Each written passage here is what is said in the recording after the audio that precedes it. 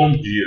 Neste tópico vocês aprenderão a cadastrar disciplinas. Então vamos no menu Disciplinas, Cadastro.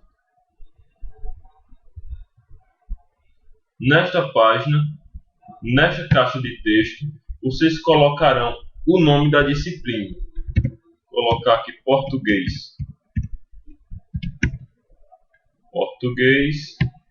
Beleza, já temos uma.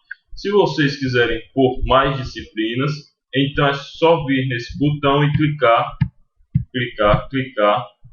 e preencher as outras caixas de textos com os nomes das disciplinas. Depois é só vir no botão cadastrar disciplinas e as disciplinas serão cadastradas.